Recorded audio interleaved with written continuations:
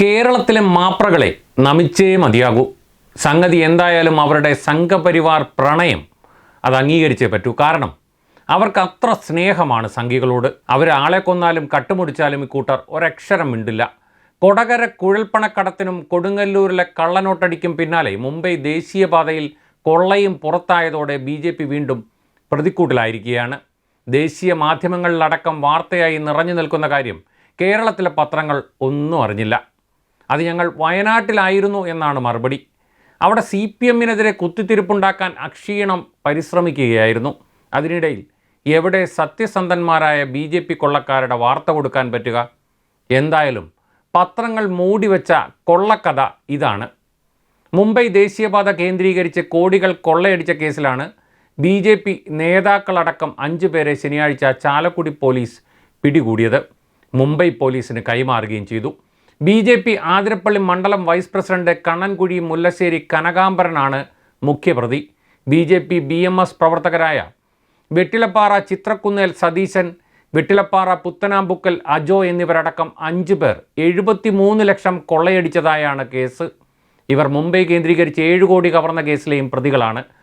പ്രതികൾക്ക് BJP നേതാക്കളുമായി ബന്ധമുണ്ടെന്നാണ് വിവരം. നിയമസഭാ തെരഞ്ഞെടുപ്പിൽ സംസ്ഥാന പ്രസിഡന്റ് K സുരേന്ദ്രൻ്റെ അറിവോടെയാണ് കേരളത്തിലേക്ക് കുഴൽപ്പണം കടത്തിയതെന്ന് അന്വേഷക സംഘം കോടതിയിൽ സമർപ്പിച്ച റിപ്പോർട്ടിൽ രേഖപ്പെടുത്തിയിട്ടുണ്ട്. സംസ്ഥാന സംഘടനാ സെക്രട്ടറി ഗണേഷ് നിർദ്ദേശിച്ച പ്രകാരം ഇടനിലക്കാരൻ ധർമ്മരാജൻ വഴി ആലപ്പുഴ ജില്ലാ ട്രഷറർ KG കർത്തയ്ക്ക് കൈമാറാനുള്ള പണമാണ് കവർന്നത്. കേസിൽ K സുരേന്ദ്രൻ, തൃശൂർ ജില്ലാ president KK Aneesh Kumar, general secretary Hari, മേഖലാ സെക്രട്ടറി കാശിനാഥൻ, ജില്ലാ ട്രഷറർ സുജയ് സേനൻ തുടങ്ങി 16ഓളം നേതാക്കളെ ചോദ്യം ചെയ്തിരുന്നു. കുഴൽപ്പണ കവർച്ചാ കേസിൽ വെള്ളിക്കുളങ്ങരയിലെ BJP പ്രവർത്തകൻ വെട്ടിയാട്ടിൽ ദീപക് പ്രതിയാണ്. 25 ലക്ഷം കവർച്ച ചെയ്തുവെന്നായിരുന്നു പരാതി.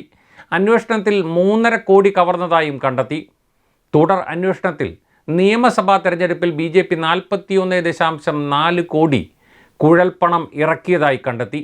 കേസ് സമഗ്രമായി അന്വേഷിക്കണമെന്നാവശ്യപ്പെട്ട് അന്വേഷണ സംഘം എൻഫോഴ്സ്മെൻറ്റ് ഡയറക്ടറേറ്റിനും തെരഞ്ഞെടുപ്പ് കമ്മീഷനും ഇൻകം ടാക്സ് വകുപ്പിനും വിശദമായി റിപ്പോർട്ട് അയച്ചിരുന്നു.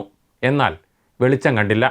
കൊടുങ്ങല്ലൂരിൽ കള്ളനോട്ടും നോട്ടടി യന്ത്രവും കണ്ടെടുത്ത കേസിൽ BJPക്കാരായ ഏരാശ്ശേരി രാകേഷ്, സഹോദരൻ രാജീവ്, കൊന്നംപറമ്പിൽ ജിത്തു എന്നിവർ അറസ്റ്റിലായിരുന്നു.